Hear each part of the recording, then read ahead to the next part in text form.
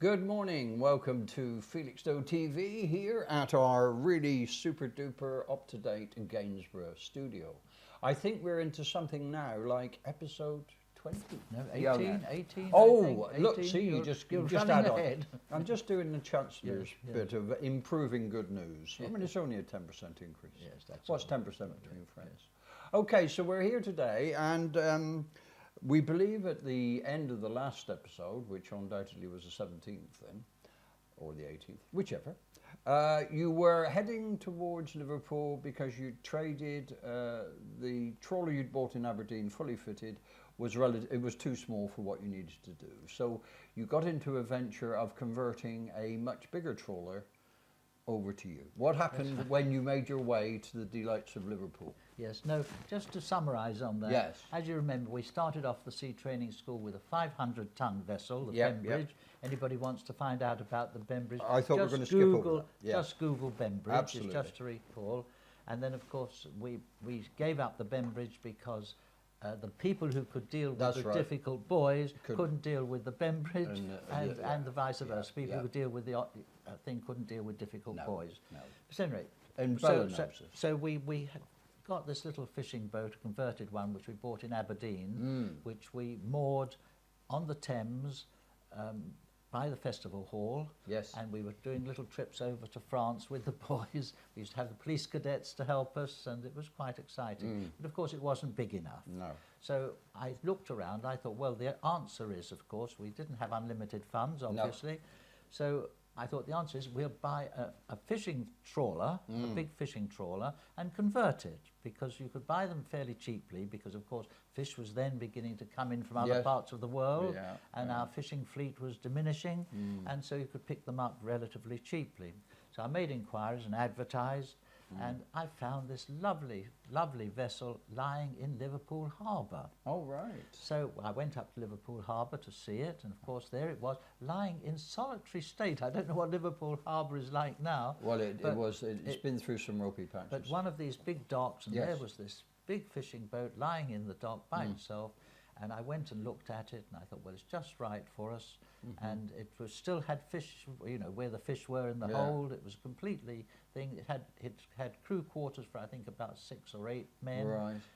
But I thought, well, converted, that'll be absolutely ideal for us. Right. So I bought it, and then of course I discovered that the engine needed doing. Was shot. And this wanted doing, and that wanted doing. So nevertheless, we hired people in Liverpool who started work on this vessel. Right. And then I hired some people to bring it round to Portsmouth for us, right, or round to the south coast.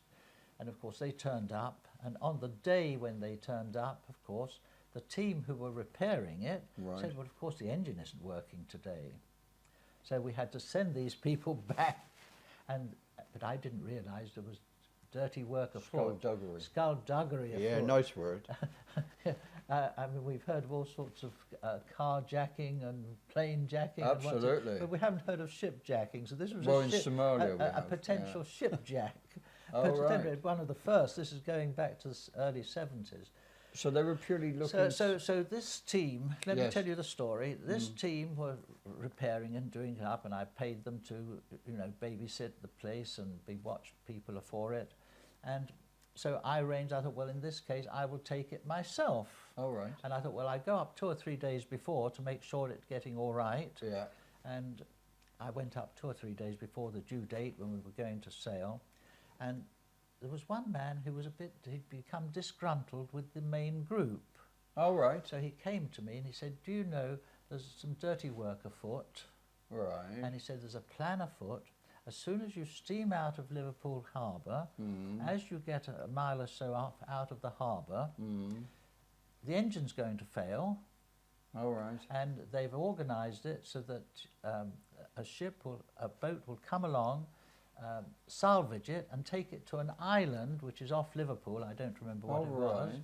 And then they will charge you enormous fees, you know, claiming salvage rights. Claiming salvage rights, which of course can be practically the value of the vessel. Yes, it can. Be tremendous. Yes. And of course, I I thought, well, I said, don't say anything. I said, just continue exact as you are.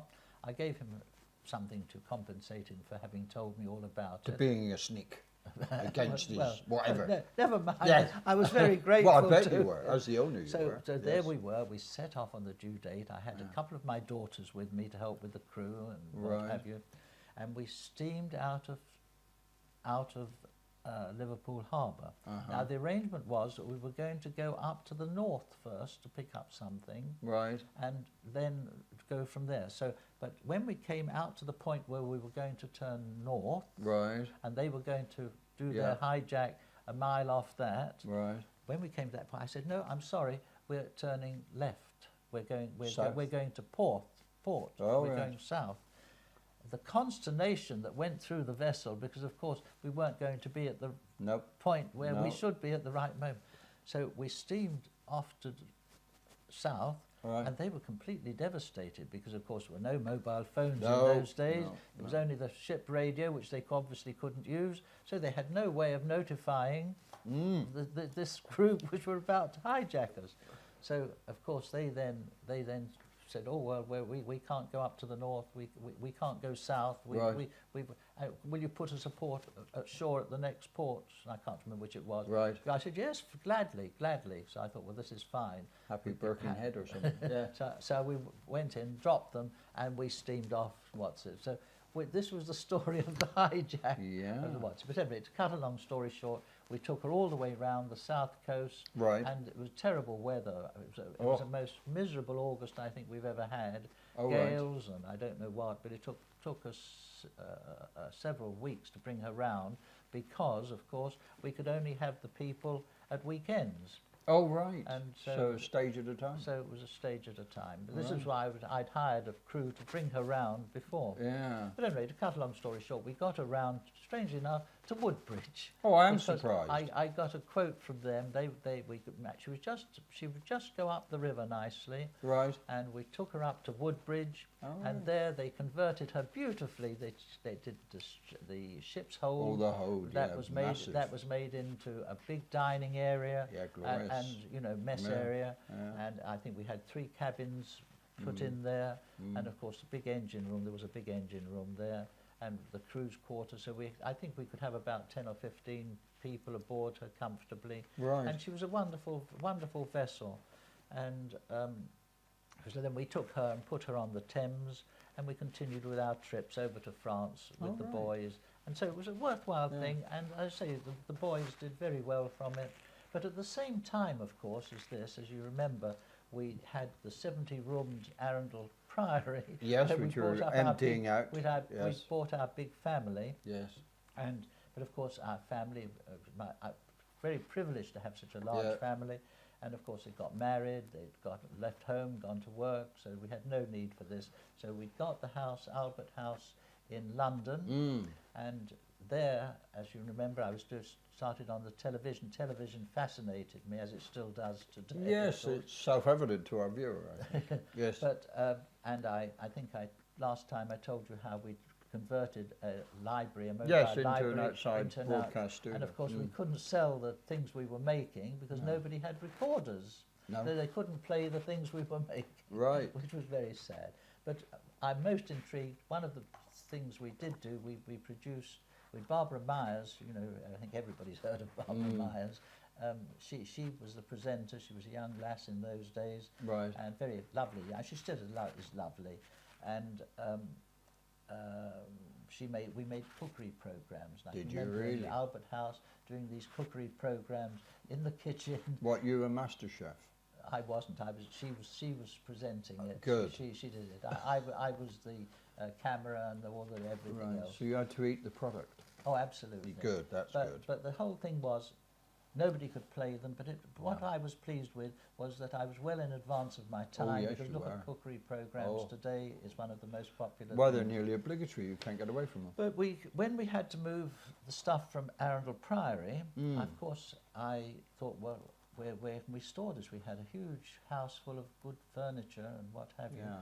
And I made inquiries to store it in London in those days. Yes, It we've cost done a this couple of bit. £1,000, and this was where we went and we So you bought got the this place in Harbour House Maryport. in Maryport. Yes, indeed. And so I think if we can cover the Maryport chapter... I think so, and this is Cumbria, folks, for those of you whose geography isn't brilliant, but if you go up that coast, you've got Maryport, Whitehaven, and of course you've got Sellafield now for your its delights, haven't you? But you took over Maryport. Well, we found this lovely house called Harbour House in Maryport, and I went and looked at it, and went up on one trip. I saw it advertised in the Exchange and Mart. We went up just one trip. Marion and I, we saw it. We liked it. We knew it was a huge building because obviously to get all this thing in, and we thought, well, this is ideal. We arranged to buy it straight away. I think it was only £2,000 or £3,000. It wasn't very much. Yeah, you said and it was. The windows were boarded up, and so I went up and next weekend, I think, or the weekend after, as soon as the sale had gone through, and I said, we're going to have all the windows, glass put back in. They said, oh, you can't do that, because if you do, they'll only be broken in 2 minutes. I said, well, let's see. So just to show you that people can respect things, I put the glass in all through the whole place.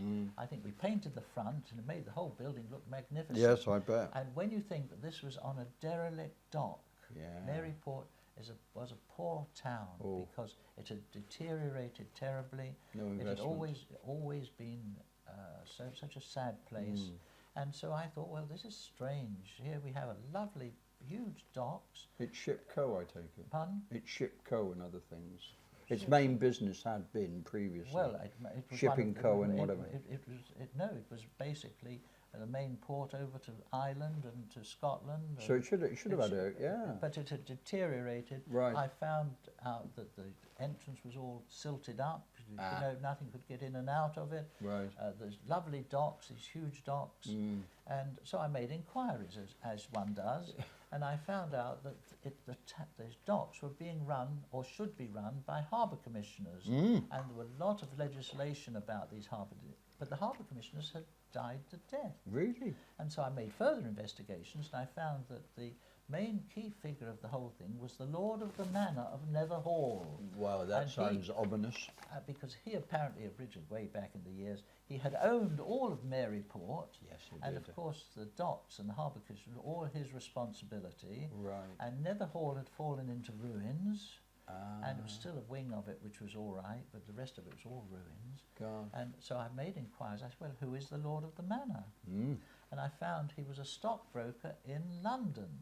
Oh, right. So I got in touch. I bet. I got in touch with him. And I said, well, look, if you want to, if we do it on a 50-50 basis, I'll provide the finance and, do something about it. You give me the full authority to carry on and do it. So this was to resurrect the harbour commissioners? The harbour commissioners, the whole town, really, the Nether Hall, everything. Oh, right. So I thought, well, here goes. Yeah, here goes nothing. God. And so I've started the harbour commissioners. I found out that who had been, there was a very old elderly woman who had been the clerk to the harbour commissioner, who was most helpful. Yes. And there was, so anyway, to cut a long story short, once again, because I could go on at this, I traced it all and I reformed the harbour commissioners. I found a number of well-known people in Maryport who would become harbour commissioners. Good. And we started having harbour commissioner meetings. And the first thing I thought was, let's get the harbour back into use again. Well, it'd be useful if you're the harbour commissioners to have something that works. Well, so the two things I did, I applied to the government for money. The sea wall was crumbling all the way along in front of Maryport. And we managed to get a £250,000 grant to restore the sea wall. Quite a bit of money then. It was in those days. So this was where my first disillusionment with benefits came in. I'm a great believer in benefits because people need support. Appropriate. But in those days, I started advertising, obviously, for...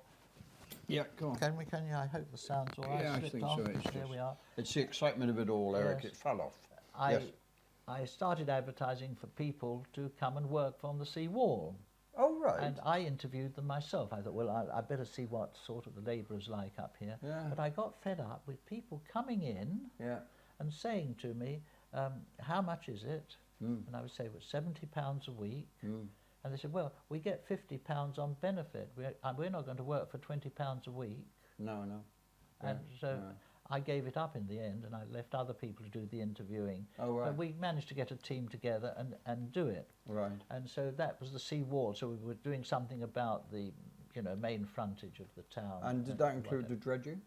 No, no, no. We're Right. coming to that story. Then, of course, I thought, let's find out how we're going to do something about this harbour entrance, because the docks are no good Nope. if nothing can get into them. Absolutely not. So I had a long talk with the, this clerk to the, and she said, well, we used to dredge the harbour entrance. Right. So I said, well, that's a good idea, but we can't afford to bring dredgers in and all the rest of it. So I thought to myself, but if we dug a hole next to the harbour entrance, They could come in and sit it in would it. the stuff, the silt would go into the thing, and I went down, and it was gravel next to Oh, it. So value. I got somebody, local Yeah. man, had a big garage and what have you, and equipment. And I said, look, will you take out half a dozen loads of gravel from beside the harbour entrance? Because it was a piers, obviously. And so he went and he got out these big loads, made a huge pile of gravel. Which has got a value. Which, well, I wasn't worried about that No. moment. So I had this huge pile of gravel beside the well. I went back the next day, and blow me down, the hole that he'd dug was full of gravel again. Oh, right. So I thought, well, that's pretty good. So I said, well, dig it out again. And the next morning, again, the hole was full of gravel again. You've got a gravel factory. So I started selling the gravel. Too right. And at that time, they were building the M6. Oh, couldn't have been better. So we had a ready market. Yeah. So I'm pleased to say that a lot of Mary Port is down the M6. Down the M6 and that, Anyway, to great. cut a long story short, it did take, although the hole kept filling up, it took time. the entrance did go down a little bit Right. and gradually got lower and lower. But it established us with an income, Yeah. which was a very good thing. So I thought, well, now let's try and restore the docks. There were two huge docks, Right. and there was a handful of fishermen who had huts on there, and they were using them for their own Yes. purposes. And between the two docks was a huge mountain of coal. Oh, The right. coal board was storing the coal there.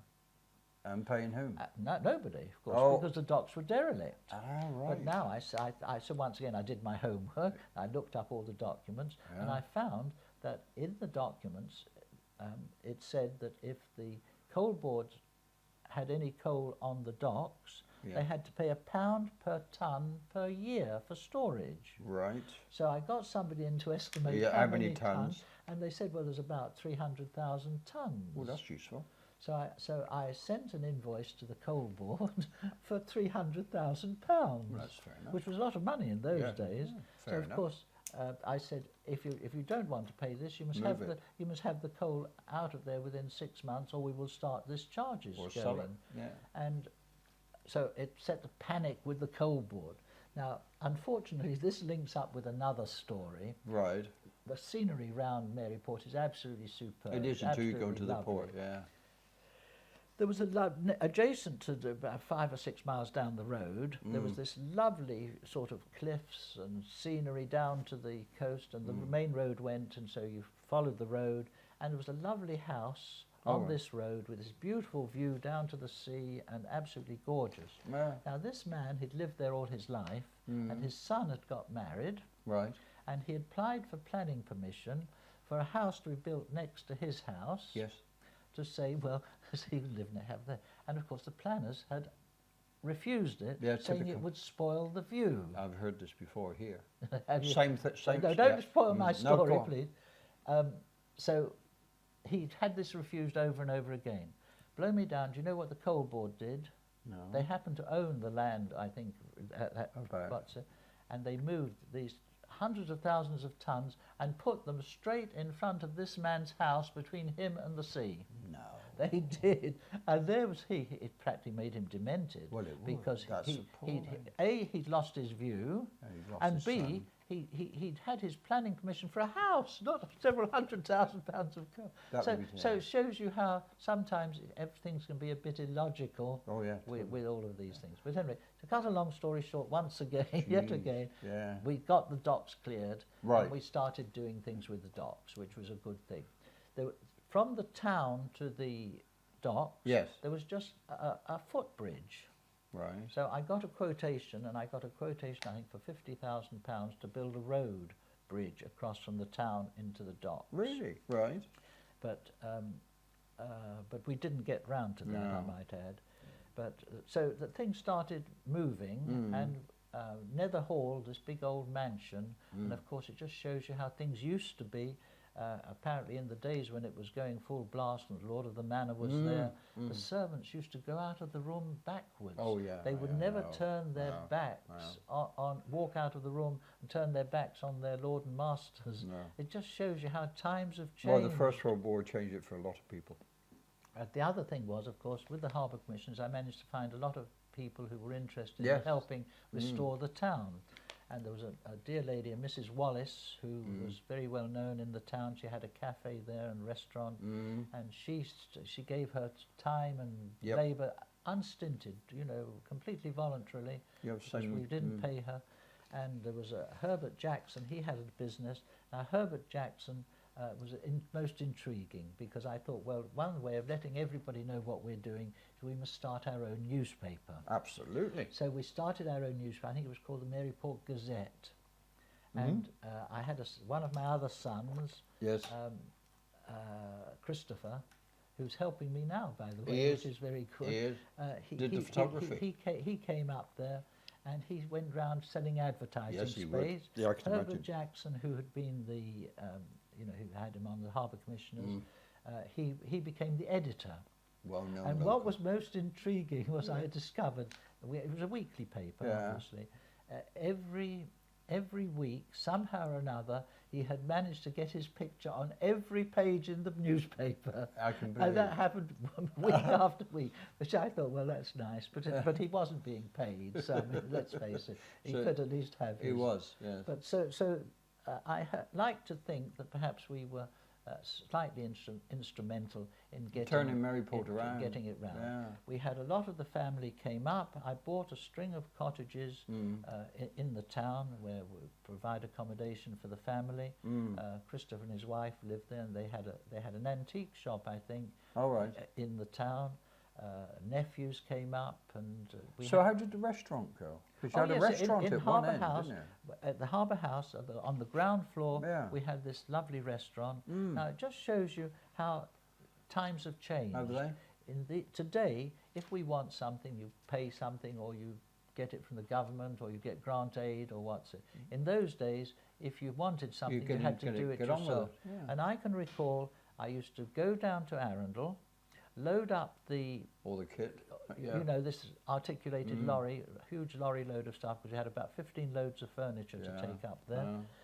I used to drive right the way up from Arundel right up to Maryport, which I can't remember how many hundreds of miles it was, but it used to Probably about 4. it used to take it used to take me all day Yeah. or all night. Yeah.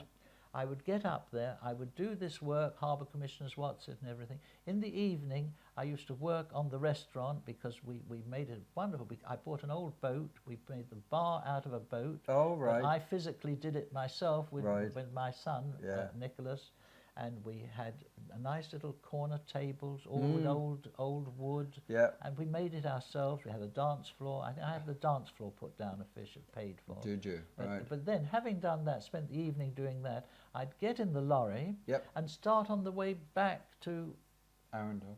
Arundel or for another Stratford. Yeah. load. Yeah. And I'd think nothing of it. I'd go to sleep in the cab on the Yeah. way back, but you'd think nothing of it in those days. So what and were that you was then? motivation. You're about 40? 40 Well, I was born in 1926, and this was 70s. So you're late 40s. I thought 40. Reaching your peak. Well, you're reaching your peak now. Oh, you're only 88. aren't you? I mean, absolutely. but then But- you're only limited by what you think rather But than... it is motivation, Really, and yes. if you people in those days, if they wanted something, they did it. Didn't have a lot of And choice. They didn't have much choice Unless at they all. were on benefits and weren't going to work for £20 a week. Well, you've hit the nail on the head. And it's a balance, isn't it? And I think if it were you and I and we were looking at it, what's the word?